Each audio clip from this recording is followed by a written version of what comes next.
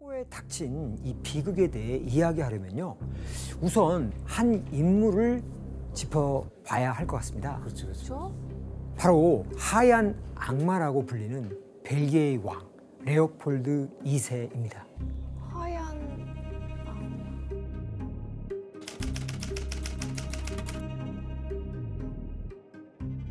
이 레오폴드 2세가 벨기에의 왕이 된 1865년은 서구 열강들의 이런 식민지의 어떤 정복력이 절정에 이르던 때였는데요. 레오폴드 2세는 당시 독립한 지 37년도 안 된 벨기에가 어떻게 하면 강해질까? 아니, 이런 강해질 수 있는 어떤 방법들, 이런 것들은 식민지를 가지는 것이다 라고 생각했습니다. 바로 그때 레오폴드 2세의 눈에 띈 나라가 바로 콩고였죠. 당시 콩고는 영국이나 프랑스가 선점하고 있지 않았고 원주민 족장들이 지배하고 있었기 때문에 다른 나라에 비해서 쉬운 먹잇감으로 보였던 것입니다. 그럼 교수님, 이때 레오폴드 2세는 그 콩고를 차지하려고 어떤 계획을 세우는 거예요? 네, 레오폴드 2세는 우선 국제 아프리카 협회를 세워서 초대 의장으로 활동을 했고요. 그리고 탐험가를 콩고로 파견해서 현지 상황을 면밀히 조사하기 시작했습니다. 이때 그는 영국과 같은 어떤 열강들이 제동을 걸지 않도록 하기 위해서 야욕을 드러내지 않고 겉으로는 아프리카 지역의 학문적 탐사라고 하는 이런 명분과 기독교 전파라는 박애주의를 내세우면서 자신을 포장했는데요.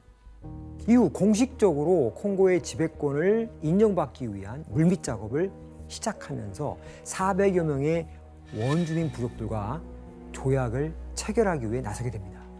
그럼 조약의 내용이 무엇인지 혜성 씨가 읽어줄래요? 네. 자발적으로 우리의 상속권과 계승권을 협회에 양도하고 영토에 대한 모든 주권과 통치권을 영원히 포기한다. 영토의 어느 지역에서든 당 협회가 시행하는 작업, 원정 사업에 언제라도 노동력이나 기타 수단을 지원한다. 거의 노예 계약인데요. 그러니까 저게 뭐 너무 선포지 그냥. 맞습니다. 불평등한 계약이에요. 그렇죠.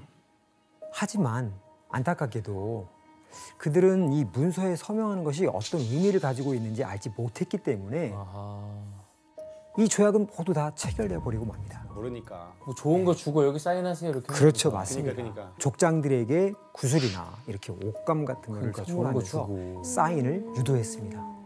그리고서 종이 위에다가 종족의 표시를 그리거나 X표를 찍게 했죠. 교수님, 그러면 이렇게 불공정하게 체결된 계약이 뭐 실제로 효력이 있는 건가요? 사인하면 끝이에요.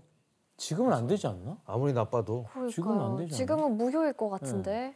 네, 안타깝게도 당시 이 모든 사인은 효력이 있었습니다. 1884년 베를린 회의에서 유럽의 열강들은 아프리카 땅을 분할해서 식민지로 가지게 되는데요. 이때 레오폴드 2세도 부족들과 맺은 이러한 조약을 근거로 콩고의 지배권을 인정받게 된 것이죠. 이로써 그는 자신이 다스리게 된 지역에 콩고 자유국이라고 하는 이름을 붙이고 자국 영토의 약 75배가 넘는 콩고를 지배하게 됩니다. 야. 그런데 여기엔 레오폴드 2세의 계략이 숨어 있었는데요. 뭐죠? 바로 콩고가 벨기에 정부 소유의 식민지가 아니라 레오폴드 개인 사유지가 됐다는 것입니다. 에? 개인 사유지가 됐다는 것입니다. 에? 그게 돼? 개인 사유지?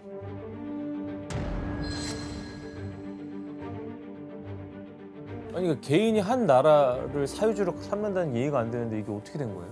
그 당시에는 일단은 레오폴드 2세가 야망이 굉장히 컸었어요. 그래서 사실은 그 당시에 의회에서는 식민지 삼을 때도 비용도 들고 위험도 하고 그리고 어떤 외교적인 부분에 문제될 수도 있기 때문에 약간 반대하는 입장이었는데 본인이 어떻게든 이걸 만들고 싶었던 거예요. 그래서 내가 멋진 나라 왕이 되려면 무조건 식민지자 되겠다는 그 꿈으로 본인이 계속해서 진행해왔던 프로젝트이기 때문에 개인사 유지가 됐던 거예요. 아니 그래도 자기 본국보다 땅이 75배나 크다는데 말이 안 되는 거죠, 진짜. 오늘 줄리안 씨가 벨기에 초콜릿 때문에 나온 게 아니라 이분 때문에 나왔군요. 해명하시려고. 이렇게 콩고를 사유지로 손에 넣게 된 돈 엄청 벌었겠는데? 레오폴드 2세는 본격적으로 콩고를 수탈하기 위한 작업에 착수를 하는데요. 이때 레오폴드 2세가 가장 눈독을 들였던 특산품은 고무와 상아였습니다. 네, 고무. 상하요? 예. 코끼리? 그렇죠. 그 코끼리의 이 상아, 이거는 당시 이 당구공이나 피아노 건반에 쓰이는 사치품이었고, 그럼 코끼리 또 그렇죠. 사과 그리고 다 잘라. 네. 그리고 이제 고무는 뭐 자전거 타이어, 자동차 타이어 산업이 이게 발달하면서 수요량이 급증하고 있었거든요. 여기에 또 하나 이 수탈한 것이 있었는데 바로 카카오였습니다. 이 벨기에는 15세기부터 이 스페인의 지배를 받았기 때문에 다른 유럽에 비해 일찍 초콜릿을 접할 수 있었는데요. 그래서 카카오도 중요한 수탈 대상 중 하나가 된 것입니다. 게다가 레오폴드는 아침마다 초콜릿 디저트를 10개씩 먹거나 하루에 핫초코를 1.6리터나 마실 정도로 초콜릿을 엄청 좋아했어요. 건강에 좀 위험한 거 아니에요? 그러니까요. 충격적인데? 근데 교수님, 이제 갑자기 벨기에가 콩고를 통치하게 된 거거든요. 네. 콩고인들은 가만히 있었나요? 그래서 이 벨기에인들은 콩고 지배를 원활하게 할 수 있도록 원주민들에게 이렇게 공포심을 조장했습니다. 그 일환으로 이 벨기에인들이 초자연적인 힘을 가지고 있는 것처럼 속였는데요. 여기서 문제 하나 내겠습니다. 초자연적인 힘이 있다고? 콩고인들은 벨기에인들이 초자연적인 힘인 태양을 자유자재로 다룰 수 있다고 믿었는데요. 무엇을 보고 그렇게 생각했을까요? 정답. 네, 지원 씨. 불을 쓰는 거 보고 불은 있지 않았을까? 그런가? 지원 씨 비슷한 거? 오답입니다. 그 태양과 우주 관련된 겁니다. 우주? 혹시 해보세요. 정답 아닐 수도 있거든요. 아, 그러네요. 줄리안 씨 한번 도전해 보시죠. 원래 달과 태양이 가끔씩 낮에도 지나가면서 태양이 없어지잖아요. 일식? 태양 없애줄게라고 하고 갑자기 태양이 없어진 다음에 너네가 원하면 다시 살려줄게 하고 자기네가 조작했던 것처럼 하는데 사실은 자연현상인데. 자연현상인데 이거 맞나요? 1년에 한두 번밖에 없지 자주도 않아요? 교수님 이거 맞나요? 자주 줄리안 못 씨 보여줘. 네. 아주 비슷한데 아주 비슷해요? 오답입니다. 아, 그래요? 자주 못 보여줘. 아주 비슷해요? 아주 비슷하다고요? 아주 비슷한데요? 힌트를 주세요, 교수님. 힌트는 과학 시간과 관련이 있습니다. 과학 시간.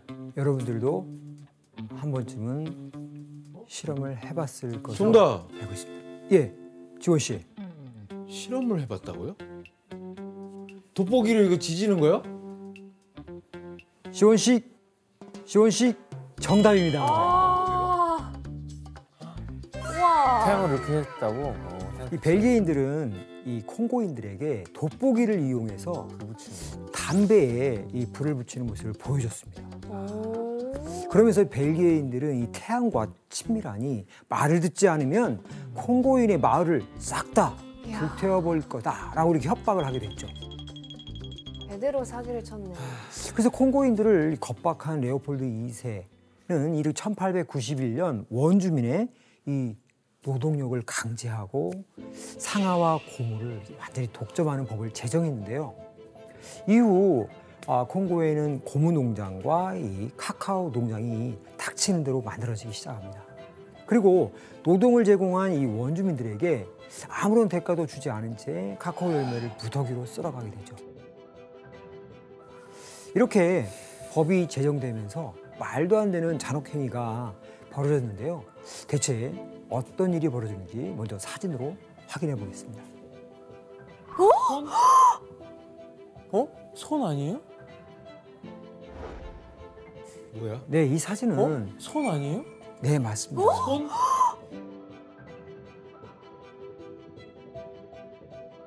아니 저걸 가만히 내비둬? 저렇게 잘라놨다고요? 네, 이 사진은 그 하루 고무 할당량을 채우지 못했다는 아니, 저거 이유로 진짜 죽은 5살짜리 딸의 잘린 손과 발을 바라보는 아버지의 모습입니다. 딸의 손과 발을 보고 있는 아버지의 모습이 참 처참하죠. 저 진짜 사람도 아니에요. 다음 사진을 보실까요? 어머. 네, 이 사진들 역시 할당량을 채우지 못해서 손목이 잘린 콩고인들의 모습인데요. 다 왜 손들을 잘라? 레오폴드 2세의 치세가 얼마나 잔혹했는지 짐작할 수 있는 모습들입니다. 당시 이렇게 고무 할당량을 채우지 못하면 어떻게 되는지에 대한 기록이 남아 있는데요. 한번 혜성 씨가 읽어주실래요?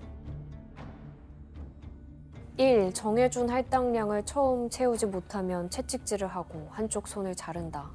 2. 두 번째 할당량을 채우지 못하면 나머지 한쪽 손을 자른다. 3. 세 번째 할당량을 채우지 못하면 손이 없어 일할 수 없으니 죽인다. 4. 죽은 사람의 할당량은 다음 사람에게 넘긴다. 진짜 똑같이 해주고 싶네요. 저런 거 만든 사람. 네. 이렇게 상황이 이렇게 되다 보니 콩고에서는 고무를 빼앗기 위해 서로를 죽이는 참상이 벌어지기도 했는데요. 1896년 당시 한 독일 신문에 실린 내용을 보면 콩고에서 하루에 잘린 손목만 1,308개에 달했다고 합니다. 와, 최악이다 진짜. 레오폴드 2세가 어느 정도로 콩고를 수탈했는지 짐작이 가시죠? 아니 근데 손목을 자르고 무슨 할당량을 그러니까 채우라는 손목 왜 자르는 거야? 이 기록들은 사실 고무에 관련한 것들이지만 카카오도 크게 다르지 않았을 것으로 추정됩니다. 루이강 씨, 이런 역사 때문에 벨기에 초콜릿이 좀 비난을 좀 많이 받았던 적이 있었어요? 예, 맞아요.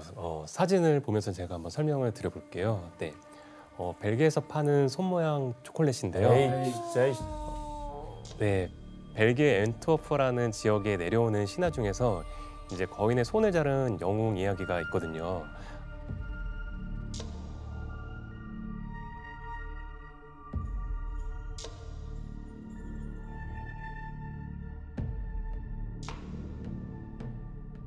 그를 기념해서 이제 만들긴 했는데 레오폴드 2세와 관련된 이야기를 이제 알면 이제 손 모양의 초콜릿이 이제 콩고인들의 잘린 손목을 연상케 한다 해서 비난의 이제 대상이 되기도 너무 했습니다. 연상케 하죠. 네. 색깔도 지금 그리고 벨기에의 콩고 착취는 단연 돋보일 정도로 가장 극악무도했는데요. 콩고 전국에는 이러한 시체들이 산더미로 쌓일 정도였는데요. 한 미국 교수는 레오폴드 2세가 학살한 콩고인을 1,000,000명으로 추산하기도 합니다. 1,000,000명? 네. 그 당시 콩고를 수탈해서 레오폴드 2세가 거둔 수익은 2억 2천만 프랑, 현재 가치로 약 1조 5천억 원에 달할 것으로 추정되고 있습니다. 진짜 화가 난다. 아니 교수님 어쨌든 이 콩고 주변 나라나 이런 데서는 몰라요 이런 사실들을. 다행히도 1900년쯤 레오폴드 2세의 이러한 잔혹한 만행은 선교사들에 의해 외부에 알려지게 됐는데요. 당시 만평을 한번 살펴볼까요? 레오폴드 2세 손, 알고 있었네. 손 자르고 죽였으면 좋겠는데. 이게 뭐야? 이 그림은 콩고인을 식인하는 듯한 레오폴드를 그린 건데요. 국제사회는 이 레오폴드 2세를 콩고의 학살자라고 부르며 비난했습니다. 너무 마음 아픕니다. 콩고의 상황이 외부에 알려지자 레오폴드는 급하게 증거인멸에 나서는데요. 이 벨기에의 콩고 행정관은 관련 수탈과 고문에 대한 이런 서류를 불태우기 시작했습니다. 24시간을 꼬박 태워도 모두 없애지 못했을 정도였다고 하니 어마어마했죠. 줄리안 씨, 줄리안 씨도 안타까워할 것 같은데 현재 벨기에에서 레오폴드 2세에 대한 이 평가는 어떻습니까? 우리 어머니 어릴 때만 해도 학교에서 배웠을 때 건축 왕이라고 불렀었거든요. 왜냐하면 벨기에에서 또 많은 건물도 세우고 그랬기 때문에 그렇게 배웠었다가 최근에 아무래도 전 세계적으로 이제 식민지 역사라거나 그 아프리카 향했던 그런 잔혹한 역사에 대해서 다시 많이 재조명되면서 많이 분위기가 바뀌었던 것 같아요. 그래서 지금 원래 벨기에에서 그래도 중요한 왕이었기 때문에 그를 이름한 되게 큰 터널이라거나 막 길거리가 되게 많았단 말이에요. 한국으로 치면 막 남산 1호 터널 같은 데 있었는데 그걸 얼마 전에 레오폴드 2세 이름 빼고 바뀌었고 이제 레오폴드 2세의 이제 동상들이 이제 도시 곳곳에 있었을 거 아니에요. 그런데 이제 그런 동상들 기반으로 많은 사람들은 이제 페인트라고 등등 그랬는데 한번 제가 사진 가져왔거든요. 그래서 한번 보여드리겠습니다. 그래서 위에 보시면 이제 사과합니다라는 거 써 있는 거예요. 바가동. 그래서 지금 보시는 것처럼 정말 손까지 빨간색 칠했죠. 그래서 사람들은 이런 레오폴드 2세 동상이 브뤼셀에 있다는 것 자체가 마치 히틀러의 동상이 있는 거랑 비슷하다라는 얘기도 하고 있는데 그럴 수 있겠다. 네, 저 동상은 안 없애는 게 나을 것 같아요. 근데 그렇지. 오히려 사람들은 맞아, 동상 맞아. 없애진 않고 그 옆에다가 설명 올려달라고 하고 있어요. 그래서 네. 어떤 사람들은 오히려 두고 기억하자. 기억하고 설명하라는 사람이 있어요. 그래서 요새 이런 동상 옆에다가 설명글 같은 거 많이 추가가 됐습니다. 교수님 그러면 이 일이 알려진 다음에는 레오폴드 2세는 어떤 처벌을 받나요? 네, 레오폴드 2세는 끝까지 콩고에서 벌어진 학살에 대해 자신은 몰랐다며 잡아떼고 별다른 처벌을 받지 않고 1909년 사망하게 됩니다. 그리고 이후 1960년이 돼서야 콩고는 독립할 수 있었는데요. 결국 벨기에는 카카오가 하나도 나지는 않는 나라였지만 풍부한 재료로 초콜릿 기술이 발전할 수 있었던 거죠.